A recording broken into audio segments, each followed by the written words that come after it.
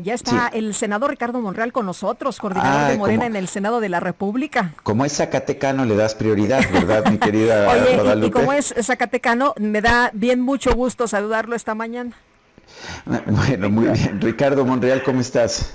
Gracias, Sergio. Buenos Oye, los días a zacatecanos Lupita. están tomando Buen día. control del país, ¿eh? De los medios y de las redes sociales y del Senado, en fin. No, no sé Fíjate qué que hacer sobre ese tema. es un viejo reclamo de los zacatecanos que durante muchas décadas y siglos no se figuró en la política ni en muchas partes, o se figuró deficientemente.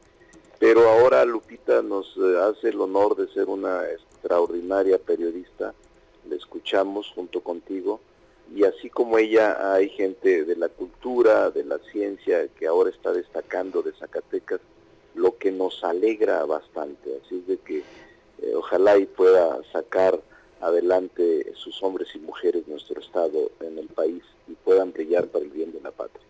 Oye, también eres de la alcaldía Cuauhtémoc, ¿eh? Me consta, o sea que a mí me toca Soy también una parte. Fíjate que yo tengo, viviendo aquí ya, Sergio, yo llegué a estudiar a la UNAM en 1982. Estuve en la División de Estudios de Posgrado y desde entonces tengo una relación de residencia permanente. Cuando fui gobernador, incluso cumplía el propósito de ser legislador, por eso no se interrumpía la vecindad por estar cumpliendo representación política, pero tengo mucho cariño por mi ciudad. Yo realmente soy como una especie de chilango zacatecano, pues, una mezcla Bueno, así, porque tengo mucho cariño por la gente de la Cuauhtémoc. Tú eres vecino de la misma y fui alcalde en ese momento llamado delegado, pero es de las grandes experiencias de mi vida haber sido gobernador de mi tierra y alcalde de la alcaldía más importante de la ciudad, para mí, la pe- Cuauhtémoc. pero vámonos al tema. Es un tema que está sacando chispas por todos lados. Es esta propuesta de regular a las redes sociales. Dices que no es censura, pero pues entonces, ¿qué vamos a hacer? Entonces, ¿qué se va a ver si no es censura? No, mira, déjame decirte, estoy terminando la iniciativa, de hecho ya la concluí, estos 2 días próximos, 3 días, me reuniré con las plataformas Facebook, Google, TikTok, eh, Twitter, todos ellos, Amazon, estamos por reunirnos para intercambiar el contenido de la iniciativa. La iniciativa es una modificación a la ley de telecomunicación y radiodifusión y al contrario de lo que se dice censura, es el ánimo de proteger el derecho a la información y el acceso a la información, que son para mí derechos humanos fundamentales. No se trata, pues, de censurar, eliminar por el Estado a cuentas o a contenidos inconvenientes al gobierno, no, al contrario, proteger los contenidos por muy duros que sean, pero respetar la libertad de expresión. ¿A través de dónde? Ese es el tema de fondo, Sergio, a través, desde mi punto de vista, de un órgano del Estado que pueda, y no de manera unilateral, la empresa privada, decidir sobre cuentas y contenidos de un elemental derecho humano que es la libertad de expresión. Ricardo, pero si ya hay reglas en las plataformas muy claramente y te dicen qué puedes publicar y qué no, y uno acepta cuando se sube a estas plataformas, ¿cuál es el sentido de tutelar o de querer tutelar las redes? Precisamente por eso, Lupita, porque las corporaciones privadas que manejan redes sociales, repito, como Facebook, Twitter, Uh -huh. YouTube, Instagram, TikTok, son administradores, pero no propietarios de al menos dos bienes públicos universales: la libertad de expresión y el derecho a la información. Y yo os sostengo que estas empresas privadas, poderosas, no se deben erigir unilateralmente en censoras o juezas o jueces de opiniones de quienes somos gobernados o de quienes somos usuarios de las redes. Porque esta función para mí le corresponde y es potestad exclusiva del poder legislativo y del poder judicial en el caso de que hubiese controversia o hubiese necesidad de decidirlo jurisdiccionalmente. Es un tema de fondo, Lupita, Sergio. Incluso el dueño de Facebook en el mundo ha dicho que sí es conveniente la regulación y que sí es conveniente fijar los límites, porque actualmente es más poderoso el dueño de Facebook que presidentes de la República, incluyendo al de Estados Unidos, que bastó un acto de voluntad o un acto unilateral de voluntad para tumbarle su cuenta sin que éste tenga derecho a inconformarse o a defenderse.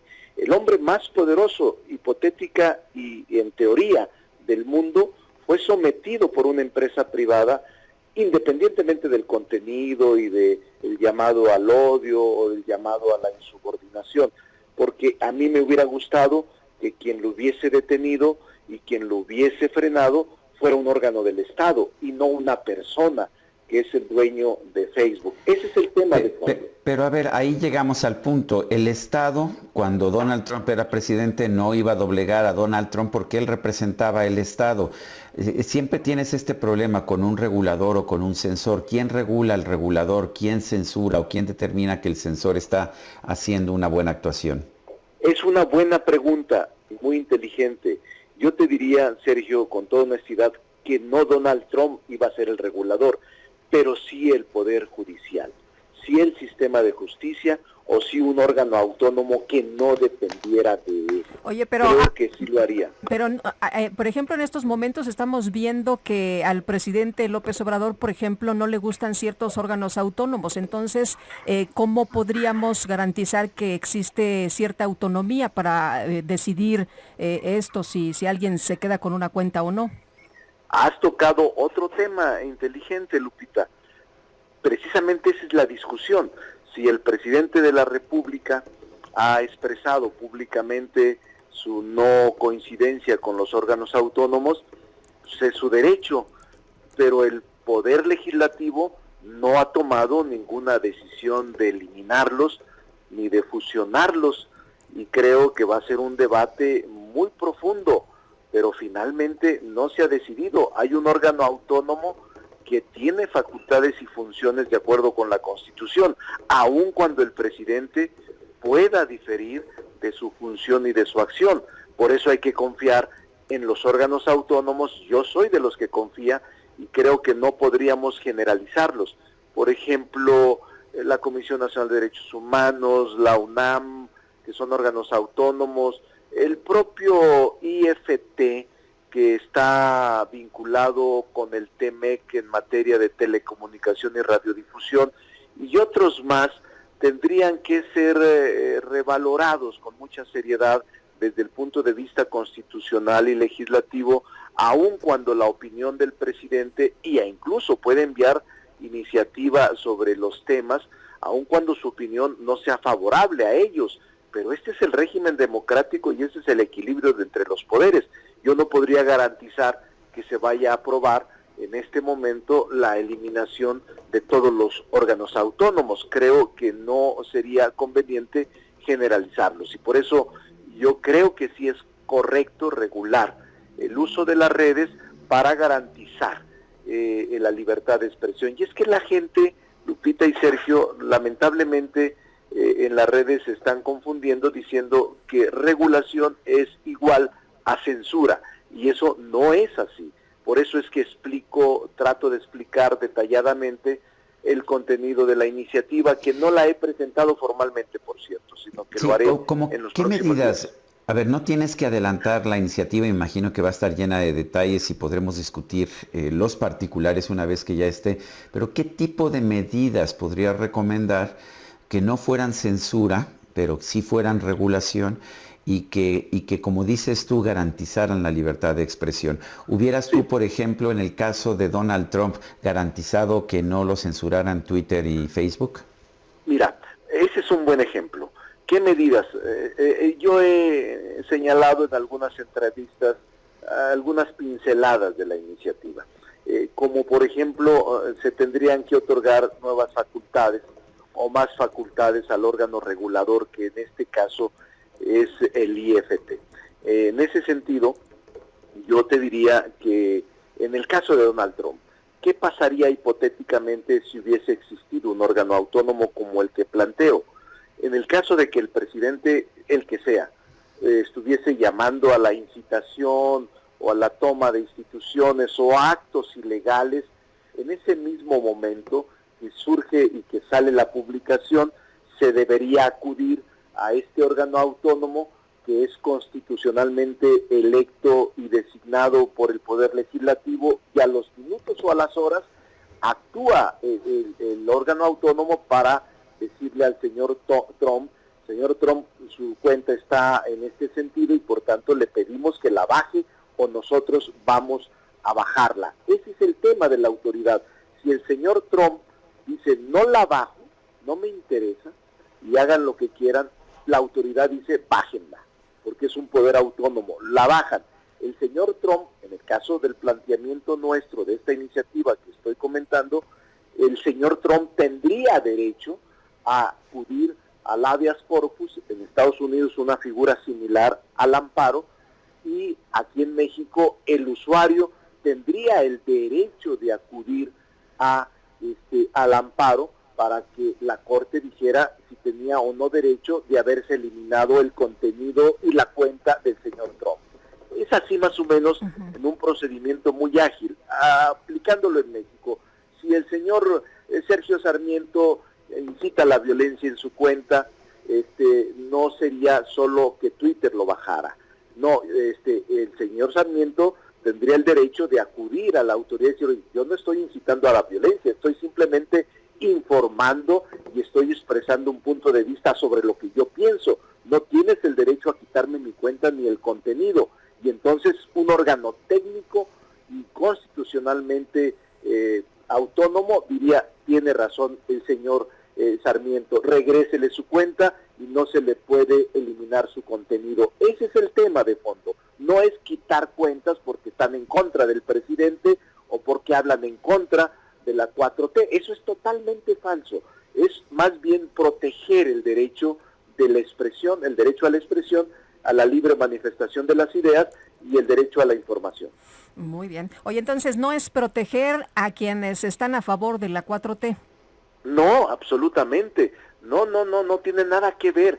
Pero en este caso, por ejemplo, Lupita, donde eliminan cuentas afines a la 4T, también tendrían el derecho, como los que atacan a la 4T, de decir al órgano constitucional, oye, Facebook me está eliminando mi cuenta, yo no hice nada, aquí están mis contenidos y aquí está mi cuenta y por tanto te pido que intervengas para que no me eliminen porque me están afectando mi derecho de expresión y mi derecho de manifestación. Al contrario, es proteger a los usuarios de los abusos de los dueños de un bien público para mí, que son las redes sociales, porque usan ciberespacio, radio, el espectro radioeléctrico y el internet. Pues muy bien, Ricardo Monreal, ¿cuándo se va a presentar esta iniciativa? ¿Ya tienes fecha? Mira, estoy ahora en consulta, que si quisiera lo presentaría hoy, pero por atención a las plataformas y a las redes, hoy tendré una especie de cabildeo con ellos, entre ahora y mañana pasado, y probablemente la semana que entra. También tengo, por cuestión de decisión personal, comentarlo con algunos expertos, acudir al derecho comparado y tratar de hacer lo mejor posible la iniciativa, lo mejor redactada y lo mejor sustentable. Pues como siempre, Ricardo, gracias por hablar con nosotros, un fuerte abrazo y estaremos muy al pendiente. Es un tema fascinante, debo decirlo, que tiene mil asegúnes y estaremos muy al pendiente de la propuesta. En efecto, sí es apasionante y además un debate profundo, estimado Sergio, pero ya lo platicaremos una vez que la presente. Sí. Oye, ¿va a ser parlamento? ¿Se va a discutir abiertamente o...? Seguramente que sí. Son Pues temas se que va a no poner puedes- mucho más bueno, ¿no? va a haber mucha discusión, Lupita. Muy bien. Pues muchas gracias, como siempre, buenos días. Saludos, Saludos. saludos a todos. Saludos, gracias Ricardo Monreal. Vamos